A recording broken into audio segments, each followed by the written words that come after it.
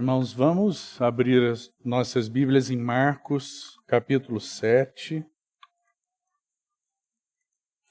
Vamos ler a partir do verso 24.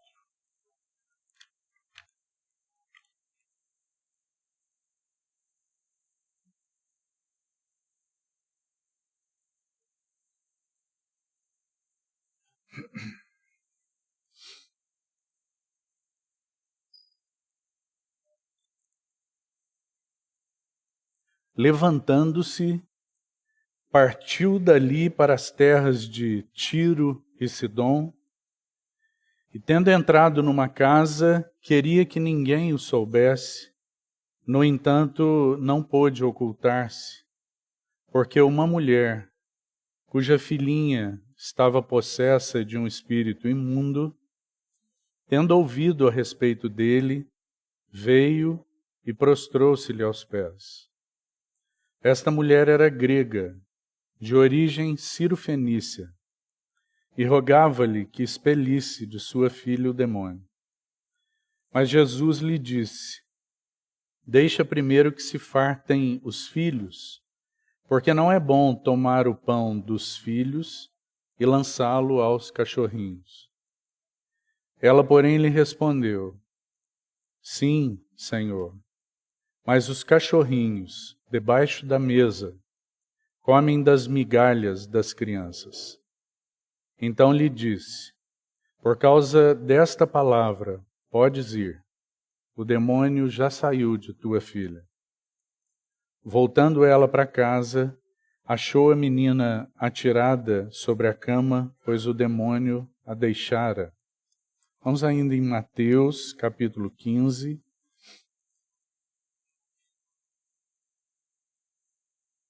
Verso 21.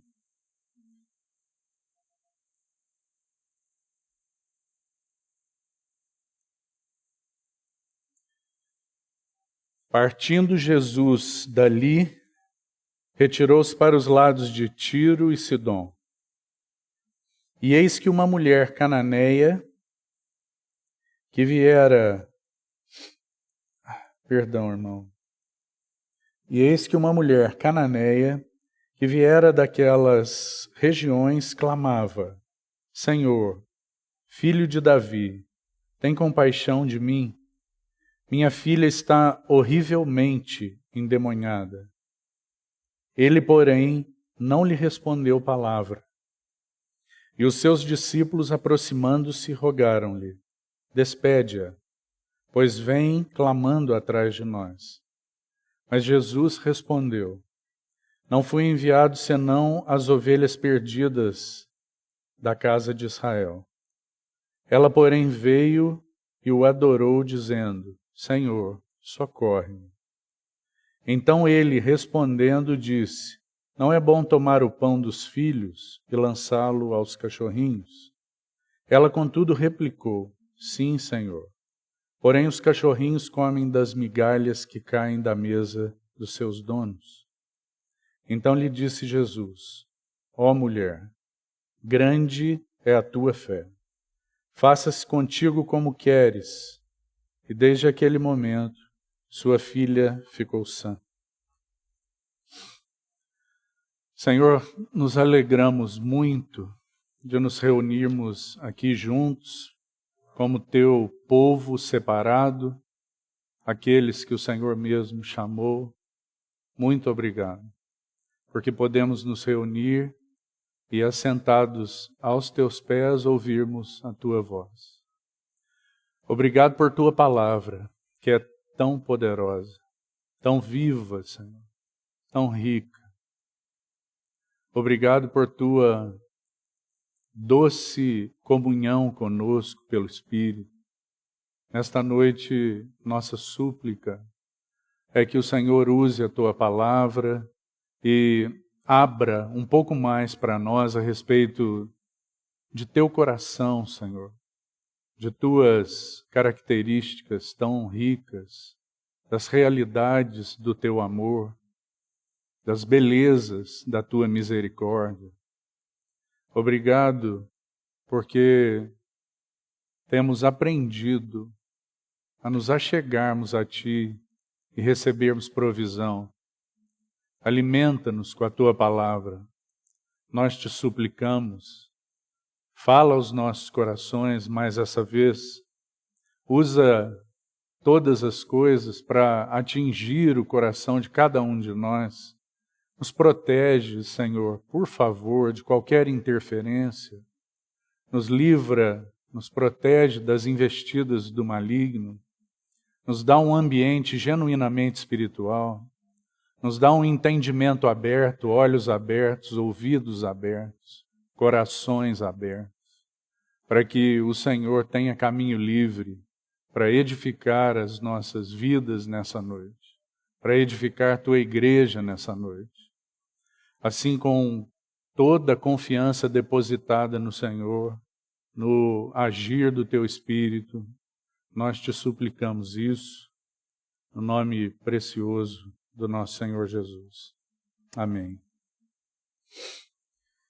Irmãos, nós vínhamos, então, compartilhando aspectos do Senhor Jesus como servo no Evangelho de Marcos. Vínhamos considerando notas, encontros do Senhor Jesus em Marcos, no Evangelho de Marcos. E então, nesse último mês, graças ao Senhor, o Senhor nos conduziu a estarmos recebendo algo particular, como um parêntese em tudo que vínhamos considerando, a respeito de uma vida que recorre ao Senhor em comunhão íntima, se achega ao Senhor em quietude, recebe da parte dele provisão e aprende a viver em realidade uma vida de comunhão com o Senhor. Uma vida verdadeira, genuína, com transformação, nada de uma vida apenas religiosa, apenas ouvindo coisas e verdades, mas uma vida que é genuinamente espiritual, aos pés do Senhor, uma vida que experimenta transformação genuína, que conhece Jesus, que toca as realidades espirituais da palavra. Então, graças ao Senhor por isso. Mas hoje, então, nós retornaremos para essa sequência que temos tido no Evangelho de Marcos e aquilo que o Senhor tem nos mostrado, alinhando nossos corações a princípios tão maravilhosos da vida deste homem único, deste Deus maravilhoso, Deus homem, o Senhor Jesus, servo dos servos. Esse então tem sido o nosso encargo no Evangelho de Marcos. Então, nós lemos aí o texto do capítulo 7, a narrativa de Marcos e de Mateus, apenas para complementar nossa leitura, porque Mateus traz alguns detalhes dessa cena que não são mencionados em Marcos. Então, para que nós tenhamos o contexto todo dessa cena tão linda, mais uma cena do Senhor Jesus encontrando com os homens e com as necessidades tão simples, tão particulares, nesses encontros tão pessoais do Senhor Jesus com essas pessoas. E essa narrativa de Marcos, então, vai trazer para nós mais uma cena tão linda. Nós temos aí, irmão, a narrativa do encontro do Senhor Jesus, agora longe daquela região onde o Senhor estava, região estritamente do povo judaico. O Senhor estava ministrando ali nas regiões de Cafarnaum, de Betsaida e todas aquelas regiões do Mar da Galileia. E então o Senhor sai para uma região mais distante. Como você viu aí, ele partiu para as regiões de Tiro e Sidom. O Senhor está fazendo uma viagem longa, irmão. É interessante nós destacarmos isso. Essas cidades, elas ficam distantes da região que o Senhor estava, quilômetros.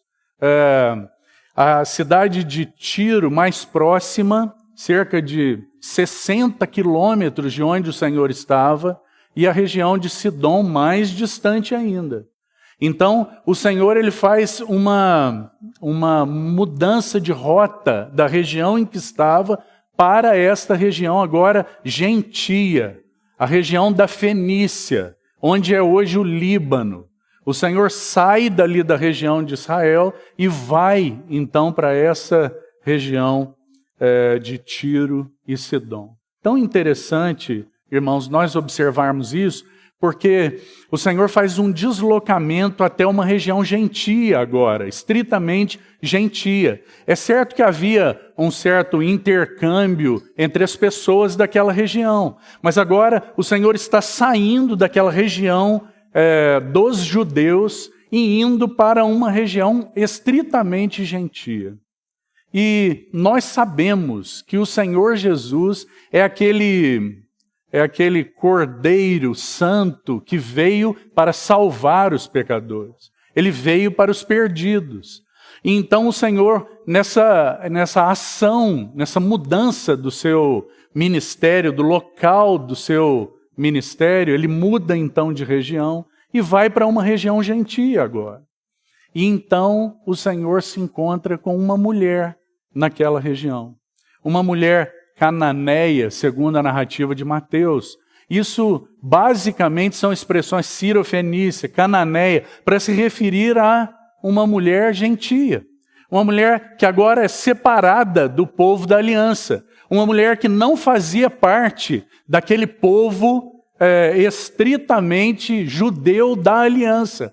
Uma mulher separada, um povo cananeu que foi amaldiçoado por Deus. Eles não faziam parte da mesa de comunhão. Eles não tinham acesso às promessas. Mas o Senhor Jesus, o Salvador, ele vai para essa região. Irmão, tem um salmo que menciona algo muito especial sobre essa região. Eu queria que você lesse esse versículo comigo, porque ele nos ajuda a compreender essa viagem tão longa do Senhor. Um versículo do Salmo 87. Abra comigo, por favor, e partiremos então daí para observarmos os personagens dessa cena.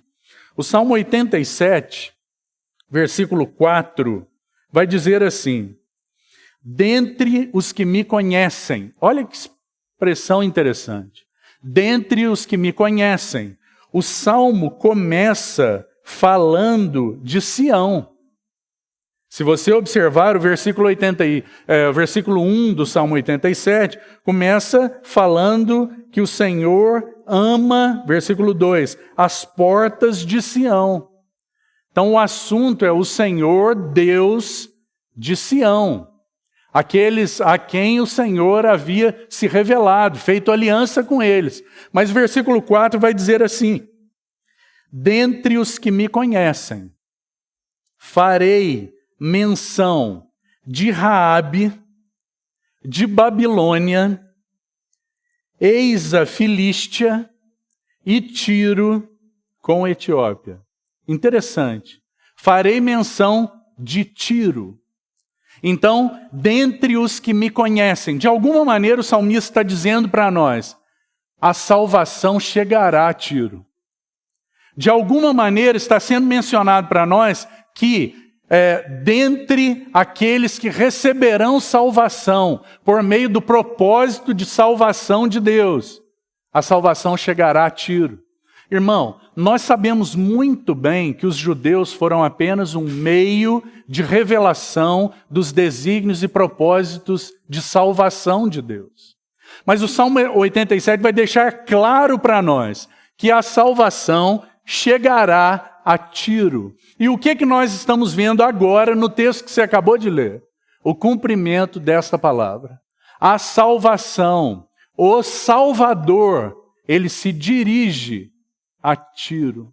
Que lindo, porque o Senhor chega em Tiro e se encontra com uma mulher daquela região. Que maravilhoso, porque o servo do Senhor, ele começa agora numa região gentia, ele começa a se relacionar como vinha se relacionando com todas as necessidades dos pecadores, com todas as necessidades daqueles para os quais ele vinha se revelar, se manifestar. Então nós vemos o servo em trabalho. O Senhor viaja longamente, uma longa viagem. O Senhor permanece naquela região durante algum tempo. E ele logo se encontra com uma mulher. Tão interessante, irmão, porque o texto vai dizer que o Senhor chega e procurava o anonimato. Ele procurava um lugar para estar tranquilo, é o que o texto vai dizer. Ele não queria que ninguém soubesse. Mas, de alguma maneira, aquela mulher soube algo a respeito de Jesus. As notícias a respeito dele já estavam se espalhando por toda aquela região. As notícias a respeito do Salvador, de que ninguém falava como aquele homem. As notícias de que ele não ensinava como ensinavam os escribas, que as pessoas daquela região estavam cansadas de ouvir. As notícias de que ele trazia salvação nele mesmo, de que os demônios os demônios se retiravam da presença dele, de que o poder de Deus se manifestava salvador através dele.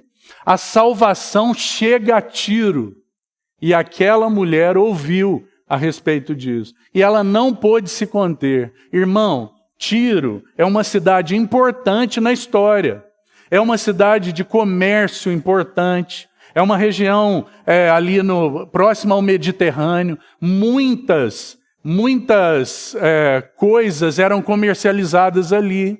Aquela era uma grande cidade. O Senhor então se dirige para aquele lugar. Deixe-me dizer uma coisa. Não só era uma cidade grandiosa, importante, famosa na história, mas aquela é a cidade onde nasceu a idolatria a Baal. É reconhecida como o berço do nascimento da idolatria a Baal. Tiro. O Senhor chega a Tiro. Tem uma personagem importante da história de Israel que é de Tiro. Sabe quem é? Uma mulher, Jezabel. Jezabel era de Tiro, daquela cidade idólatra, de idolatria a Baal. Jezabel é neta de Irão, um dos governantes daquela região. Davi e Salomão fizeram alianças com esse povo. E essas alianças, elas foram prejudiciais. Por quê? Porque o filho de Irão, pai de Jezabel, casou Jezabel com Acabe, rei do norte, daquelas tribos do norte de Israel. Então, Jezabel, ela se une a Acabe, e nós sabemos como se deu esse casamento e como foi pervertido o coração do povo do Senhor, e a adoração a Baal foi instituída por influência de Jezabel, que era daquela região, agora na região do povo de Deus. Baal, adoração a Baal. Irmão, nós sabemos que as pessoas ligadas a essa idolatria, elas procuravam na sua idolatria, nesses deuses, elas procuravam seus recursos para suas necessidades. Então te faço uma pergunta: será que esta mulher cirofenícia de Tiro, será que ela já não havia procurado recursos em Baal para a gravidade do problema da sua filhinha? Será? Ela era daquela região. Talvez ela tenha procurado. Ou alguns afirmam que certamente ela deve ter procurado. Mas, querido irmão, o Senhor Jesus chega àquela região. Então nós temos uma cena com 3 personagens muito importantes. Primeiro, e o principal, o Senhor Jesus. O Senhor está naquela cena que está retratada aí para você. Imagine uma cena, o Senhor Jesus chegando quietinho em Tiro. A salvação vai a Tiro. Em Tiro me conhecerão. E o Senhor chega anônimo. E então ele é interpelado por uma mulher que soube da sua chegada. Então ele é o personagem principal dessa cena. Nessa cena, nós vamos ver notas do amor do Senhor. Nós vamos ver notas do Salvador que vai àqueles que ele deseja salvar. Nós vamos ver notas da misericórdia do Senhor para com um povo idólatra, em condição deplorável. Porque, irmão, graça é mais do que o Senhor olhar para nós e nos dar provisão de salvação. É Deus olhar para aqueles, é mais do que olhar para pessoas a quem Ele deseja dar algo.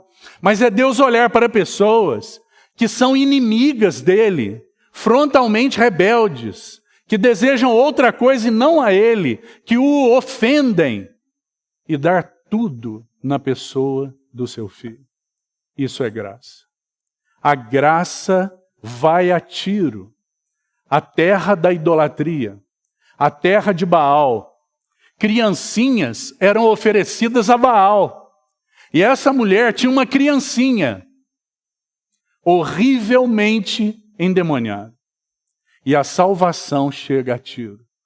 E ela então vai atrás do Senhor. E ela é, sem dúvida, o segundo personagem dessa cena. Aquela mulher. Aquela mulher buscando recursos no Senhor Jesus para a sua necessidade horrível.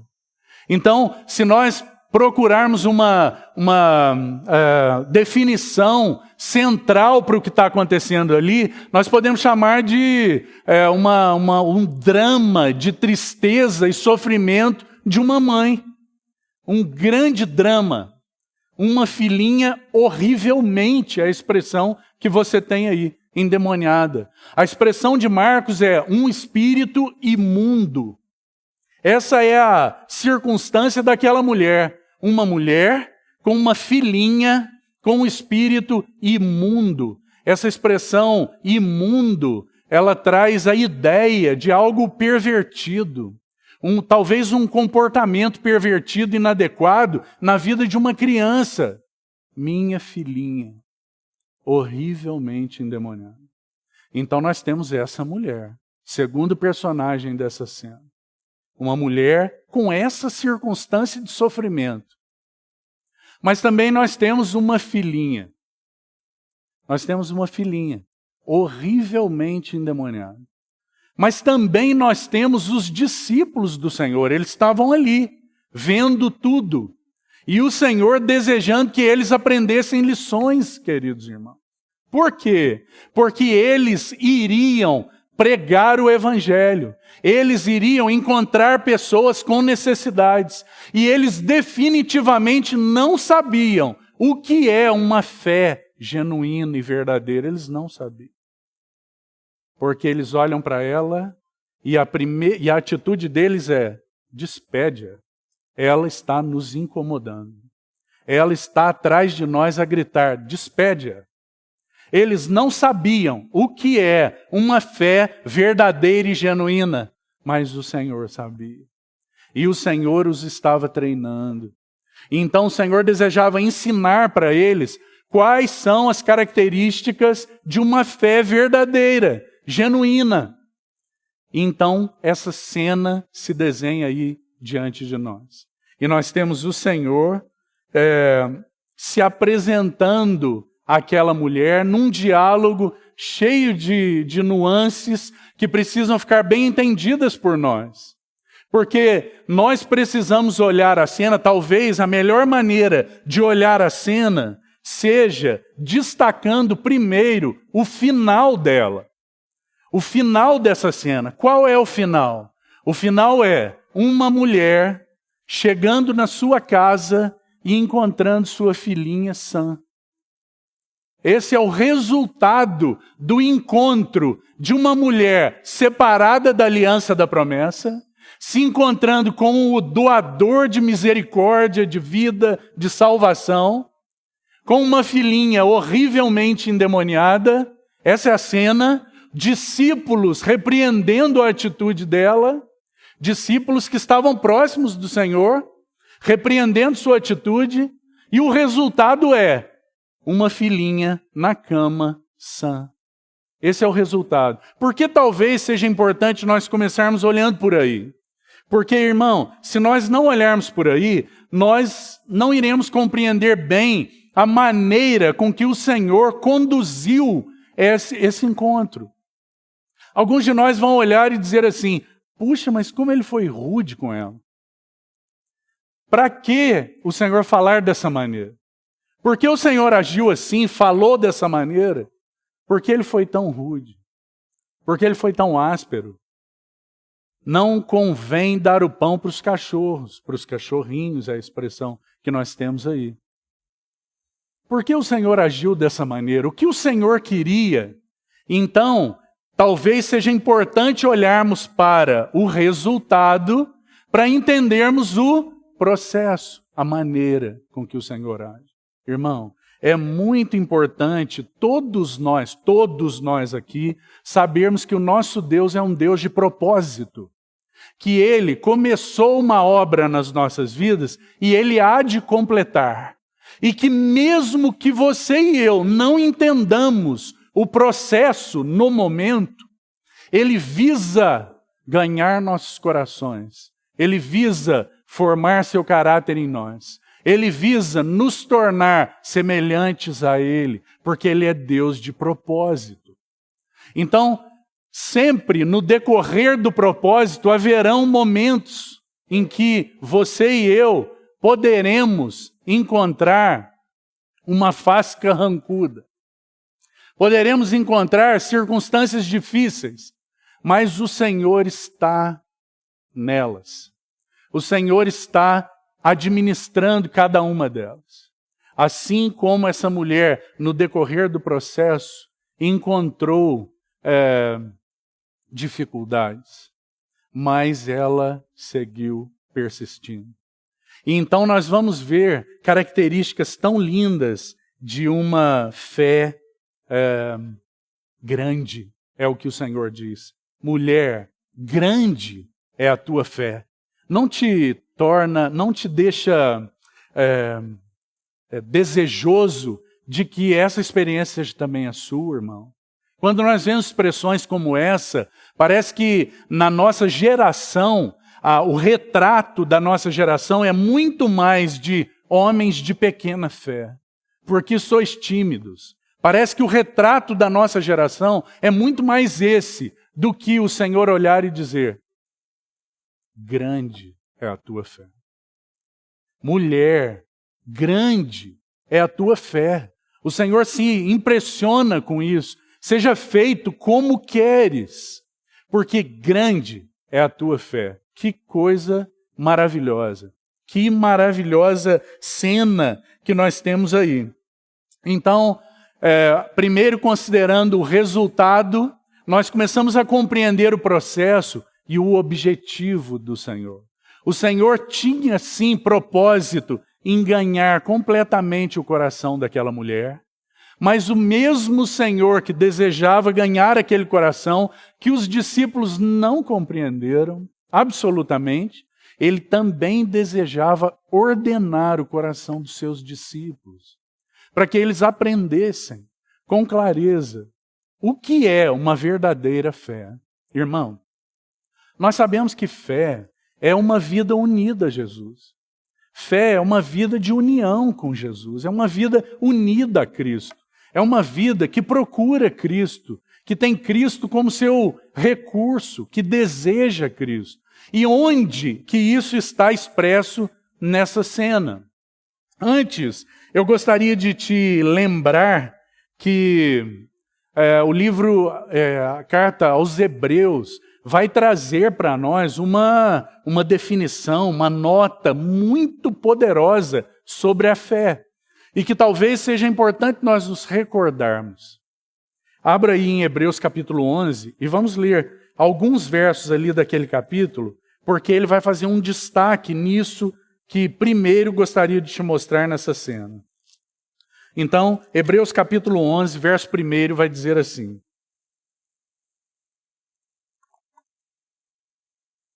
Ora, a fé é a certeza de coisas que se esperam e a convicção de fatos que se não veem. Irmão, esse versículo define a cena, o encontro daquela mulher com o Senhor Jesus.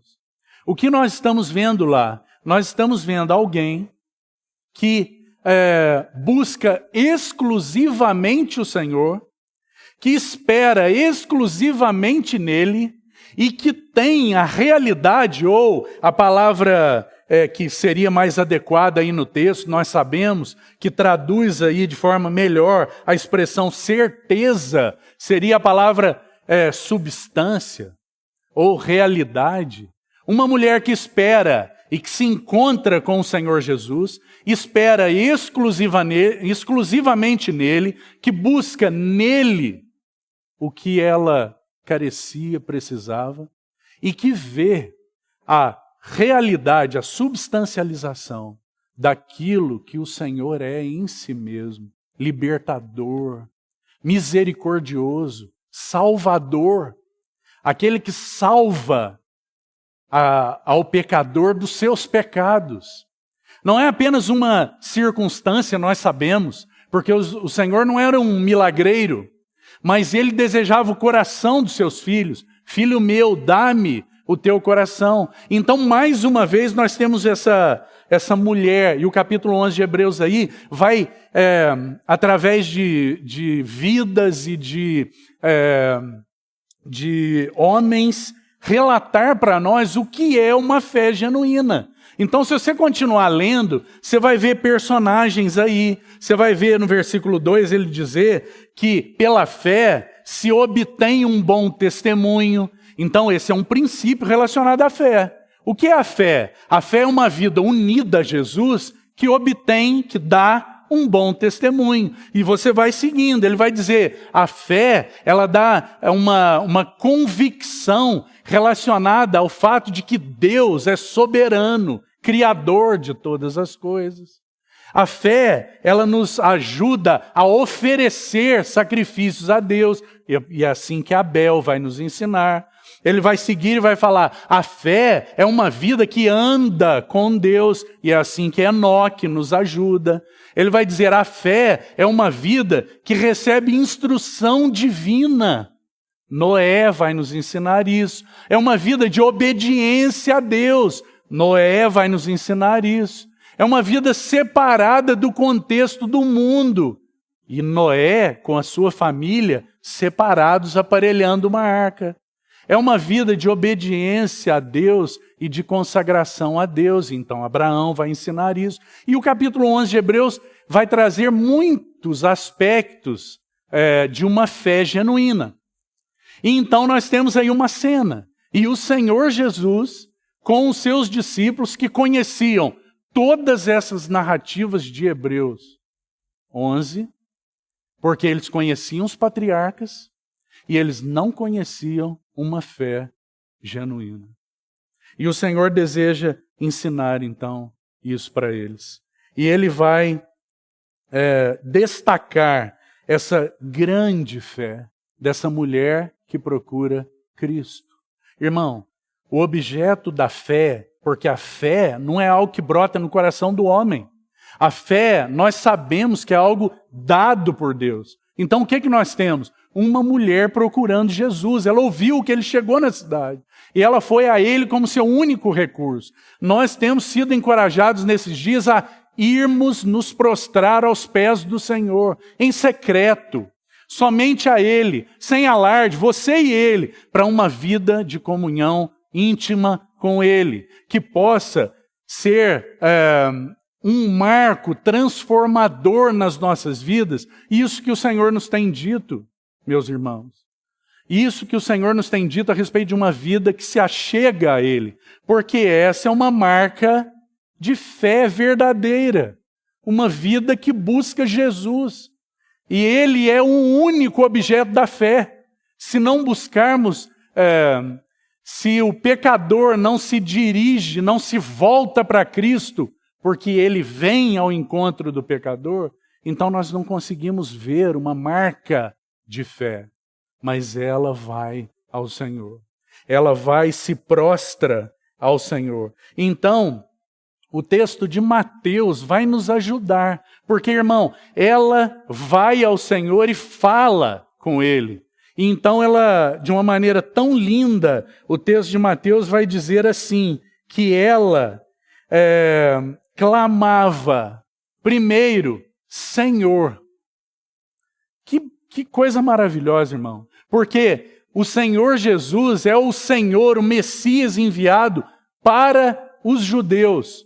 Ele exerceu seu ministério, num primeiro momento, lá entre eles. Ele não era Senhor para Tiro, ele não era Senhor para aquela região, mas aquela mulher se encontrou com ele e ouviu a respeito dele, e se dirige aos seus pés e clama, Senhor. E é uma expressão que indica para nós algo da fé que ela tinha. O objeto da fé é o Senhor Jesus.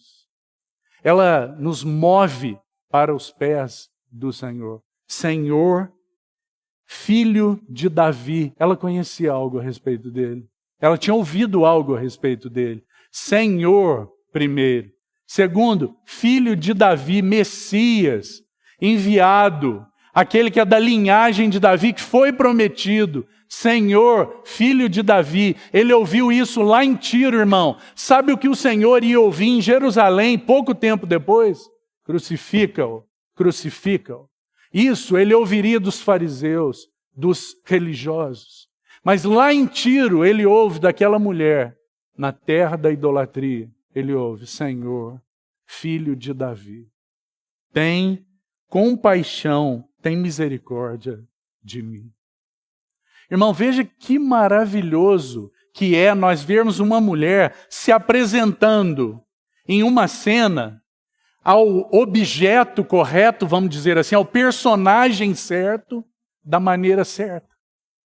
Uma mulher que se apresenta ao Senhor Jesus da maneira correta. Que o Senhor nos ajude e nos ensine isso. Porque ela não se apresenta ao Senhor dizendo assim, Senhor, eu mereço que o Senhor me ajude. Senhor, eu acho que o Senhor deve fazer isso por mim. Ela se apresenta a Ele na condição de humildade e necessidade extrema. Senhor, tem compaixão de mim. E as misericórdias do Senhor a uma se acendem por um coração quebrantado, por um coração humilde, por um coração que clama. Que o Senhor nos ajude a compreender esse caminho, porque nós temos sido chamados a nos colocarmos aos pés do Senhor. De que maneira? O que o Senhor espera? Que nós nos apresentemos a Ele em total humildade, porque é isso que esta mulher faz. Então ela tem marcas de uma fé genuína. Primeiro, ela tem um coração humilde. Humildade. Ela sabia quem era. É como se ela dissesse, Senhor, eu só posso me achegar clamando por misericórdia. Eu não tenho direito. Eu não sou da aliança. Eu preciso de misericórdia. Eu clamo por misericórdia. Então ela se achega aos pés do Senhor. De forma humilde, Senhor, tem misericórdia. E o Senhor, então, de uma maneira grandiosa, Ele passa a tratar essa fé que começa a se apresentar. Então Mateus vai dizer assim, que o Senhor não lhe respondeu palavra alguma. Então, num primeiro momento, ele ouve essa mulher clamar, Senhor, filho de Davi, tem compaixão de mim. E Mateus vai dizer, ele não lhe respondeu palavra alguma. Em Marcos você não encontra isso. Mas vai ser dito que o Senhor não respondeu num primeiro momento. Veja que nós podemos olhar e não entender isso. Por que ele não respondeu? Certamente, irmão, o Senhor não respondeu porque ele precisava que os discípulos estivessem envolvidos nessa cena. Ele sabia que eles não conheciam uma fé genuína. Então o Senhor não responde palavra alguma e os discípulos entram aqui. E eles se posicionam. Senhor, despede. ela está incomodando. Despede-a. Manda ela embora, porque ela está a gritar atrás de nós. E eles precisavam aprender algo. Então o Senhor Jesus prossegue e começa a ensinar a respeito dessa necessidade. Porque ele ouve daquela mulher como que, parafraseando, Senhor, eu tenho necessidades enormes que somente o Senhor pode suprir. Eu certamente já procurei todos os recursos, eu já procurei tudo que podia. Em outras palavras, tu és o único capaz de suprir, de salvar, de tratar a questão da minha filhinha. E como o evangelista usa uma expressão tão carinhosa, né? A minha filhinha. E o Senhor, então, conduz aquela cena com sabedoria singular. Porque talvez o Senhor, nós não compreendemos muitas vezes o fato dele não responder, ou de responder de forma que nós achamos um tanto severa, ou mesmo não compreendemos a atitude dos discípulos, mas o Senhor sabiamente segue o processo para ensinar os discípulos e para salvar aquele coração. E para, através daquela mulher, nesse primeiro encontro em Tiro, a salvação chegar a Tiro. Que maravilhoso. E então, o Senhor começa a ordenar o coração dos discípulos, mas ele precisava que essa fé se manifestasse, se apresentasse a eles. Porque os judeus não compreendiam em um primeiro momento, uma atitude de humilhação completa. Eles tinham muito orgulho de terem os tratos de Deus, de serem aqueles que receberam os oráculos de Deus. Eles tinham muito orgulho de serem aqueles que receberam o que de Deus era dado. Então eles desconheciam essas notas a respeito de humildade. Mas esse Senhor que estava com eles é aquele que é manso e humilde de coração. E é aquele que veio para os humildes, os falidos de espírito, e eles encontram a sua face. Então, graças ao Senhor, porque a face gloriosa do Senhor começa a brilhar, e seu amor começa a se manifestar, e sua misericórdia começa a ser derramada. Então nós temos como que a cena de uma mesa de alimentos, uma mesa restrita a um povo. Ora, irmão, você se lembra daquela mesa dos pães do Velho Testamento? Aquela era uma mesa tão especial. Ela tinha uma bordadura, uma borda que impedia que os alimentos caíssem daquela mesa. Aquela era a mesa dos pães da preposição. E ela tinha uma beirada que retinha os alimentos de que eles caíssem. Então agora nós temos a cena de uma mesa, uma maravilhosa mesa. E o Senhor, desejando manifestar o seu amor, tornar manifesto a sua transbordante misericórdia. Então nós temos uma mulher necessitada, clamando pela salvação, clamando por misericórdia. Irmão, com um coração adequado diante do Salvador precioso. E o Senhor não pôde se conter, mas ele segue um processo para ensinar os seus discípulos. Então nós temos aquela mesa apresentada. E o Senhor, nos versos seguintes, vai se apresentar a ela de uma maneira tão maravilhosa. O Senhor responde aos seus discípulos no verso 24 de Mateus, dizendo que ele veio para aquelas ovelhas perdidas de Israel. E então o verso 25 diz assim: ela, porém. Pense comigo, irmão. Ela se apresentou diante dele em total humildade. Ela clamou, Senhor. Ela clamou, Filho de Davi. Ela clamou, tem misericórdia de mim. Ela não obteve resposta nenhuma. Mas como o objeto da fé é Cristo, ela não perdeu ele de vista. Ela tinha toda a sua expectativa nele. Então o Senhor se cala por algum momento, nós não sabemos quanto tempo. E ele tem um breve diálogo ali com os discípulos. Então aquela mulher está como que mirando o Senhor. Ela está como que olhando para ele, esperando alguma palavra dele. Não é relatado para nós como que ela reagiu àquelas palavras dos discípulos. Eles definitivamente não sabiam nada a respeito de uma fé genuína, grandiosa. Então ela está mirando o Senhor. E o Senhor agora vai falar com ela.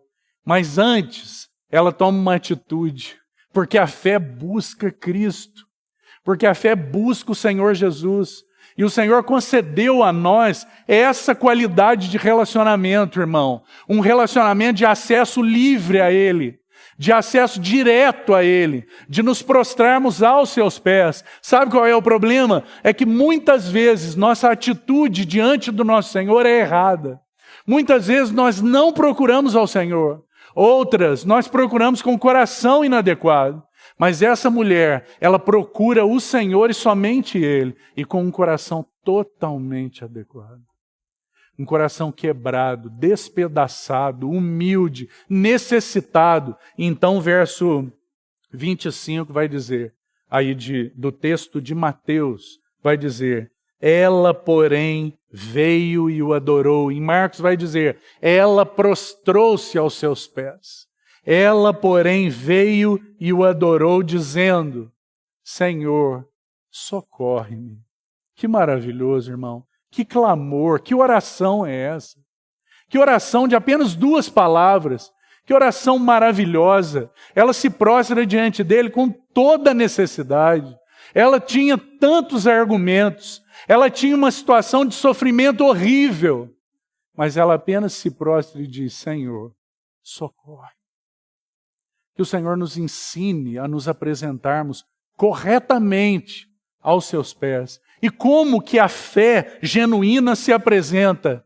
Senhor, filho de Davi, tem misericórdia de mim. Lembra-se daquele publicano, irmão? O Senhor contando para os seus discípulos algo maravilhoso. Então nós vemos aquela cena daquele publicano. E o que o Senhor diz, relata, é que ele nem mesmo levantava os olhos. Mas ele batia no peito e dizia, Senhor, sê propício a mim. Tem misericórdia de mim. Sê propício a mim, pecador. Que maravilhoso, porque o que nós estamos vendo aí é uma mulher se prostrando diante dele em profunda necessidade. E o Senhor não se contém. E o Senhor se revela a ela nessa cena. Senhor, socorre-me. É o que nós vemos aí. Que maravilhoso, irmão. Uma fé operando.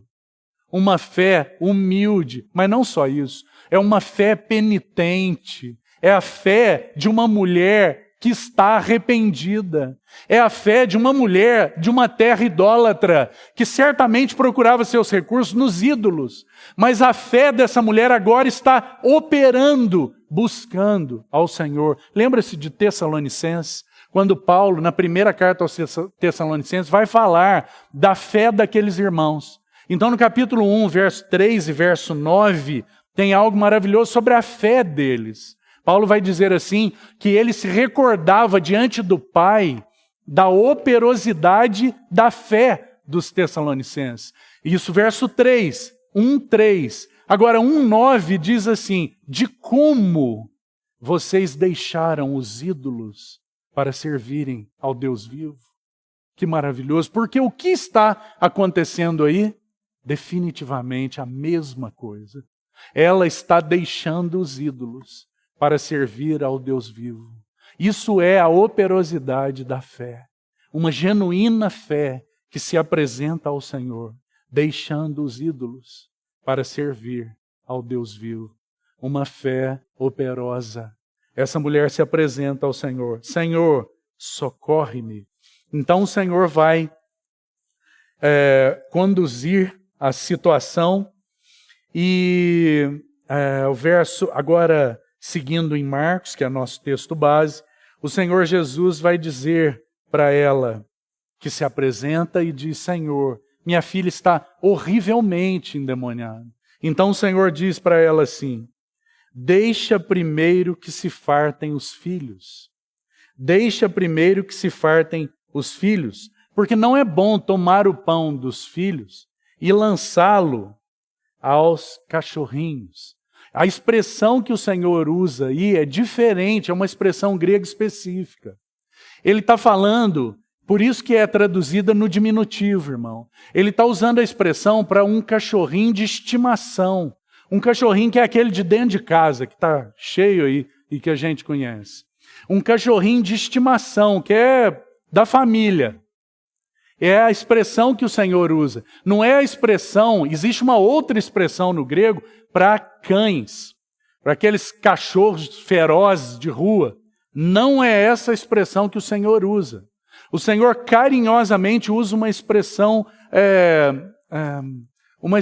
de carinho, uma expressão afetuosa.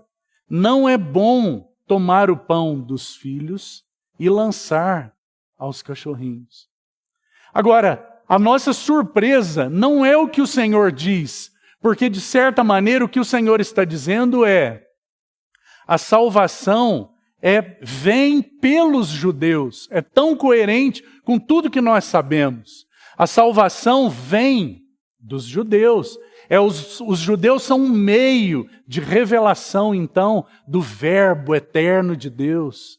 Aquele da linhagem de Davi, o leão da tribo de Judá. Ele é levantado na linhagem daquele povo separado por Deus. E é então manifesto na sua glória e na sua pessoa santa. Então o Senhor está apontando para isso. Olha, há uma aliança com os judeus, há uma mesa farta para os judeus, há uma mesa de alimento para os judeus. Não é bom tomar o alimento dos filhos para lançar aos cachorrinhos.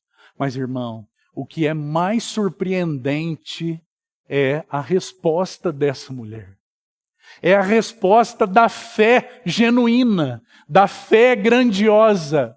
Que maravilhoso, irmão, porque ela é tão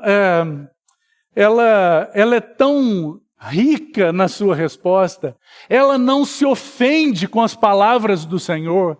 Ela sabia que era tão indigna que não tinha nenhuma palavra que a pudesse diminuir mais do que ela do que o estado que ela estava. Ela não se ofendeu em ouvir a respeito dos cachorrinhos. Ela não se ofendeu. Mas ela seguiu em humildade. E ela continua olhando e mirando o Salvador. Então ela diz algo tão maravilhoso. Ela vai dizer assim: Senhor, eu sei que eu não faço parte desta mesa. Senhor, eu sei que não tenho acesso a esta mesa. Mas eu posso me apropriar do transbordar da riqueza da tua provisão. Senhor, me permita comer das migalhas que transbordam da tua riqueza. Me permita tocar e comer daquilo que excede, que é grandioso em ti e que excede a mesa de salvação que passeia, que anda entre os judeus. Que maravilhoso. Então ela pode tocar isso. Mas esse personagem glorioso, o Senhor Jesus, está trazendo evidências dessa fé. Então é como se o Senhor estivesse mostrando para os discípulos: vejam o que é uma fé verdadeira. Vejam que uma fé verdadeira é perseverante, ela não desiste, ela me procura, ela me quer, ela não desiste. Veja que uma fé verdadeira é humilde, quebrantada, penitente. Veja que uma fé verdadeira, ela é dedicada. Que maravilhoso, irmão. Porque o Senhor vai apresentar isso na vida daquela mulher. Ele vai dizer: veja que uma fé verdadeira é reverente. É uma fé que se dirige ao Senhor, ao único supridor, ao abençoador. Ela busca nele. Que maravilhoso, irmão. Porque Que cena linda a respeito desse doador da vida, da misericórdia transbordante do Senhor, daquele cálice que é dado aos judeus e que agora, em Tiro, começa a transbordar. E nós que estamos aqui somos fruto deste transbordamento maravilhoso.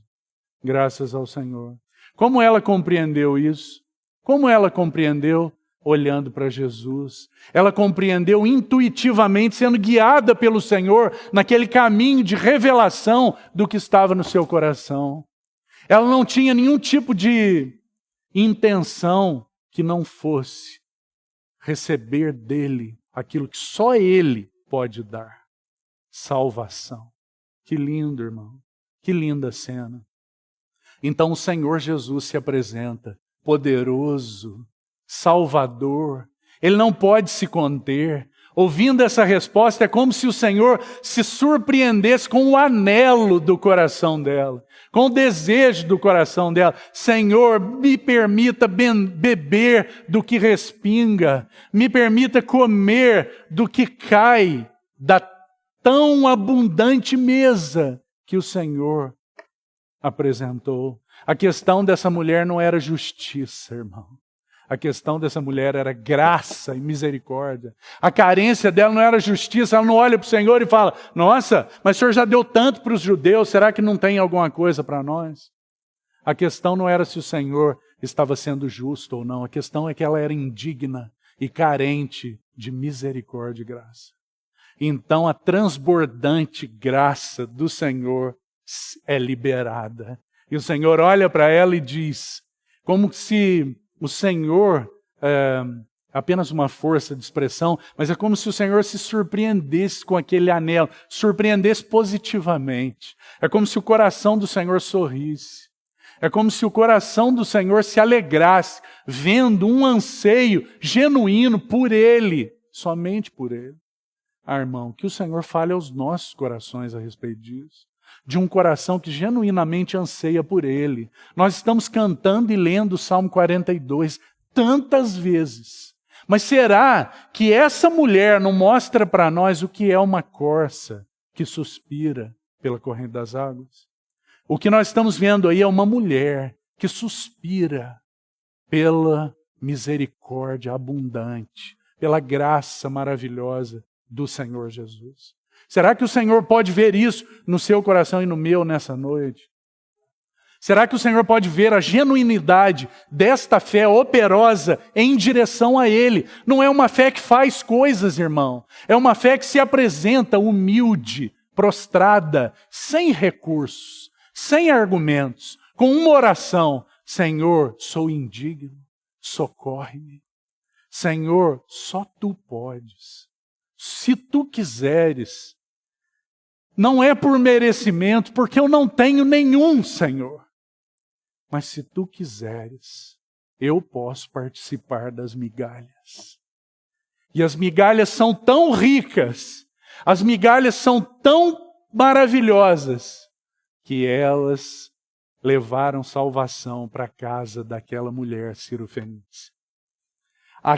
A terra da idolatria agora encontra o Salvador e a salvação começa a ser derramada naquela terra. Ora, querido irmão, que o Senhor nos ajude a compreender isso da maneira adequada, para que nossos corações se apresentem a Ele assim. Mas agora eu gostaria de chamar a sua atenção para a segunda personagem dessa cena. É esta mulher. Esta mulher é a segunda personagem maravilhosa aí. Porque nós já vimos a grandeza do doador da vida. A grandeza do misericordioso e compassivo. O Senhor olha para ela e diz, eu vejo uma grande fé. Seja feito como queres. E no mesmo instante, que lindo, não é, irmão? Que maravilhosa manifestação do poder de Deus. O evangelho de Deus atingindo vidas e transformando vidas. O Senhor nem mesmo precisou ir naquela casa. Imediatamente, o demônio se retirou da filhinha. Que lindo, que poder. Que misericórdia derramada. E agora nós vemos o poder do Senhor, que era operado entre os judeus, agora se derrama em Tiro. E o demônio é expelido em Tiro. Porque onde o reino de Deus, a pessoa do Filho, se apresenta, os domínios do diabo são derrubados. E o Senhor então entra em Tiro. E o poder se manifesta na casa daquela mulher. Que lindo. Mas nós temos uma mulher. E agora eu gostaria de que nós olhássemos para essa cena por um outro prisma, irmão. Que nós olhássemos para a atitude dessa mulher em relação à sua necessidade. E se você conhece o relato de Marcos, você sabe que em Marcos 9, está logo aí na frente do texto que você está marcado. Em Marcos 9, no versículo 41, você tem... Deixe-me me localizar aqui. Perdão, não Marcos. Lucas 9, 41, nós temos o relato, que também é encontrado aí em Marcos, do Senhor Jesus curando ou expelindo um demônio. A mesma cena, um homem vai ao Senhor, clamando ao Senhor para que o Senhor expelisse um demônio. Isso está em Lucas 9. E o verso 41 vai dizer algo no final do versículo importante que eu queria trazer para essa cena. O Senhor diz assim para aquele homem: traze o teu filho. Traz o teu filho. Irmão, nós temos uma mesma cena. O demônio numa casa. O Senhor Jesus lidando com a mesma situação. E nós temos uma mesma atitude. No caso do homem, o Senhor fala: traz o teu filho. No caso da mulher, ela vai apresentar a filha dela. Ela encontra o Salvador, mas ela está apresentando a filha dela. Então eu gostaria de chamar a sua atenção, irmão, você e eu que somos pais.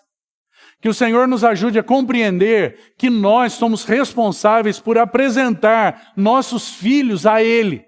Assim como essa mulher apresentou uma necessidade horrível, terrível de sofrimento.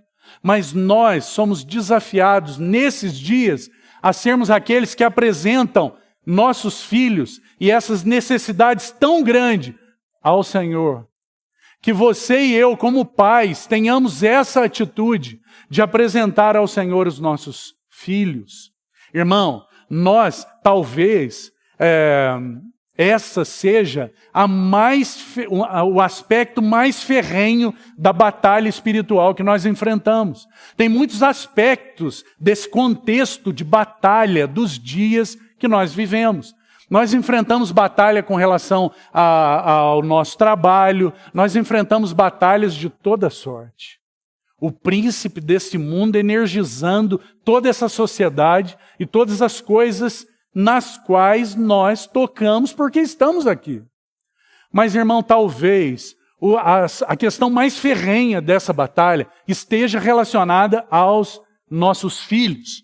Sabe por quê, irmão? Vamos nos lembrar de Êxodo, porque ele vai lançar luz sobre o que estou querendo te dizer. Não precisa abrir, vou apenas narrar para vocês, você se lembra. Você se lembra que quando o Senhor foi tirar seu povo do Egito, o faraó se levantou contra aquela determinação de Deus através de Moisés. E uma das coisas, dos empecilhos que o faraó, que é uma figura de Satanás, no Egito, que é uma figura do mundo, nesse lugar terrível aqui de aflição, que é o mundo. Uma das coisas que Satanás, ou faraó, diz para Moisés é o seguinte: olha, vocês podem ir, mas vão só os homens. Os filhos e as mulheres vão ficar retidos aqui. Os filhos vão ficar aqui. Eu vou manter os filhos sob minhas garras. Satanás não quer que nós adoremos ao Senhor juntos como famílias, irmão. Satanás sabe que os nossos filhos serão o sal da terra da próxima geração. Satanás sabe que os nossos filhos serão a luz do mundo da próxima geração. Ele sabe que se o Senhor tardar, nossos filhos serão o testemunho da próxima geração. Então ele tem lançado garras sobre nossos filhos. E eu queria encorajar você como pai a tomar a atitude dessa mulher e apresentar ao Senhor, que é o doador de misericórdia, que é o Salvador, o Libertador, a apresentarmos os nossos filhos ao Senhor. Essa mulher, talvez a nota principal seja o fato dela buscar Jesus, mas ela busca Jesus por causa de uma necessidade. Sua filhinha. Sua filhinha. Talvez tenha muitos pais aqui em que seus filhinhos, seus filhos, estão terrivelmente assolados, em dificuldades, distantes, afastados do Senhor, afastados de você. Que o Senhor nos ajude, meus irmãos, para que nós nos levantemos e nos dobremos aos pés dele com a necessidade de nossos filhos. Porque o diabo sabe que se ele macular a próxima geração, como ficará o testemunho do Senhor se ele tardar e nós não estivermos mais aqui? Então que o Senhor nos levante com coragem para apresentarmos nossos filhos aos seus pés. Que o Senhor encontre em nós aquele ministério de João Batista, que era o ministério de Elias, que é prometido lá em Malaquias, vocês lembram? Em Malaquias é dito que se levantaria Elias para converter o coração dos pais aos filhos e dos filhos aos seus pais. É uma das características lá. Nós sabemos que quem se levantou na força e no poder de Elias foi João Batista. Mas sabemos também que aquele anúncio profético fala da igreja e de um ministério profético poderoso através de pais e mães que convertam o coração de seus filhos, que apresentem seus filhos ao Senhor, que sejam como João era. E João foi aquele homem com aquelas marcas tão maravilhosas. Mas eu só queria lembrar uma coisa. João significa gracioso.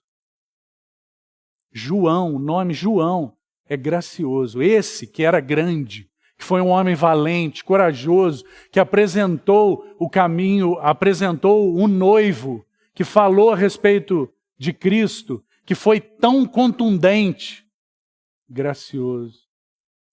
Que o Senhor nos ajude para que nós sejamos esses pais que têm encargo pelos seus filhos, que não entregam seus filhos achando que é a igreja que deve cuidar deles, que é a igreja que tem que ensinar disciplina para os nossos filhos, que é a igreja que tem que ensinar lições para os nossos filhos. Os nossos filhos precisam ouvir da nossa boca a respeito da nossa fé em Jesus, nosso amor por Jesus, nossa alegria em servir Jesus, nosso desejo em estar aos pés de Jesus. Nossos filhinhos apresentados ao Senhor. Esta mulher apresentou ao Senhor a necessidade da sua filhinha. E o que aconteceu? Ela foi atendida. Por quê? Porque ela buscou nele, exclusivamente nele. Ela buscou nele com um coração quebrantado. Ela buscou nele e esperou. Ela foi persistente. Agora, quantos de nós aqui, quantas histórias positivas que nós conhecemos no meio do povo de Deus, de pais e mães que oraram uma vida toda. De pais e mães que até mesmo morreram antes de seus filhos retornarem ao Senhor. Mas seus filhos, quando retornaram, deram um testemunho de que pelas orações de seus pais, o Senhor os alcançou. Que o Senhor nos mova, irmãos, porque o Senhor deseja um testemunho consistente nas nossas casas, um testemunho forte nas nossas casas. Para isso, nossos filhos precisam ser conduzidos juntos conosco, caminho de 3 dias, para celebrar uma festa ao Senhor. Foi isso que Moisés disse. Nem uma unha ficará, ele disse para Faraó. Nada ficará. Então que o Senhor nos conduza para sermos esses homens e mulheres que se prostram aos pés do Senhor, dizendo, com relação aos nossos filhos, porque foi isso que ela fez. Senhor, socorre-me. Senhor, tem compaixão de mim. Senhor, atinge minha vida e, por consequência, atinge minha necessidade. Meus filhos aos teus pés. Meus filhos despertados. Meus filhos não estejam embriagados, envolvidos com as coisas desse mundo, e que eu não seja um contra-testemunho, mas uma fé vibrante que dá bom testemunho. Um testemunho de amor a Jesus. Não um testemunho de amor ao mundo, pelas coisas do mundo, vivendo como o mundo. Que o Senhor nos ajude nisso. Mas graças ao Senhor que a cena, então, ela chega ao seu final e nós temos essa filhinha. Essa filhinha. Aquela filhinha do coração dessa mãe. E o resultado é, imediatamente, o demônio a deixou. Que maravilhoso. E nós temos agora uma filhinha deitada. Certamente, nós não temos o relato, mas podemos fazer aqui uma inferência. Certamente essa mulher, ela se tornou um testemunho em Tiro. Uma mulher que tinha uma filhinha horrivelmente endemoniada. E agora a salvação chegou naquela casa. Que maravilhoso, irmão. Que o Senhor nos ensine a orar. Que o Senhor nos ensine a clamar, a compreender que nossa vida aos pés do Senhor não é uma vida em que nós vamos mentalmente achando que Deus vai imaginando o que nós precisamos. Ele sabe do que tendes necessidade. Mas Ele que vem em secreto, deseja que em secreto você esteja aos pés dEle, levando a Ele essas necessidades, adorando, mas também apresentando a Ele suas necessidades. Graças ao Senhor por isso, porque a cena maravilhosa é de que a salvação chegou em Tiro. A fé genuína se manifestou e aqueles discípulos puderam ver uma mulher anelante recebendo provisão.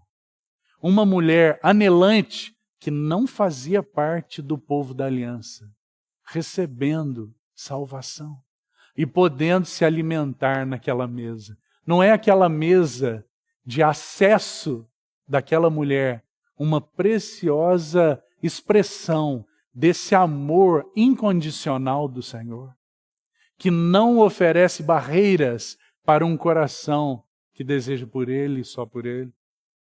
Que lindo! Graças ao Senhor por isso e por essa cena tão preciosa. A mulher cirofenícia, alcançada pelo Salvador, sua filhinha apresentada a Ele e recebendo salvação e libertação. Graças ao Senhor. Você se lembra, para nós encerrarmos, que o Senhor Jesus, Ele nos diz que se o Filho nos libertar, verdadeiramente seremos livres. Se o Filho vos libertar, verdadeiramente sereis livres. Que lindo! Porque o que nós estamos vendo aqui é uma mulher aos pés do Filho e uma realidade, substancialização do que ela anelava. O que ela pedia? Libertação. O que ela encontrou? Libertação no libertador. Graças ao Senhor. Vamos orar.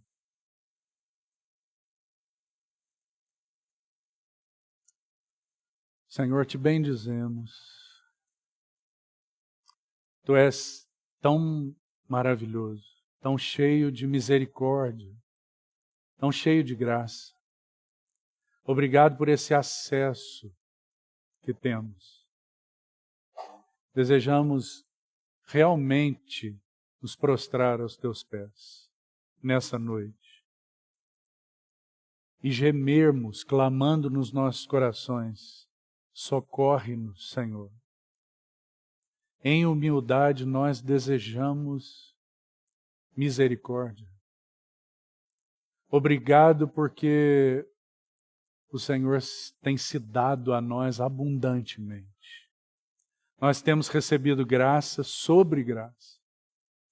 Mas, Senhor, nós queremos avançar nessa nossa relação contigo, apresentando um coração anelante que suspira por ti. Um coração que se prostra aos teus pés, que deseja a ti e somente a ti. Obrigado pelo libertador que tu és. Obrigado porque transborda tua vida. Obrigado porque podemos apresentar os nossos ao Senhor. Encoraja-nos como pais a apresentarmos ao Senhor os nossos filhinhos, para que eles estejam livres em Ti para adorar, para servir junto conosco. Assim, com alegria, nós te agradecemos. Em nome de Jesus. Amém.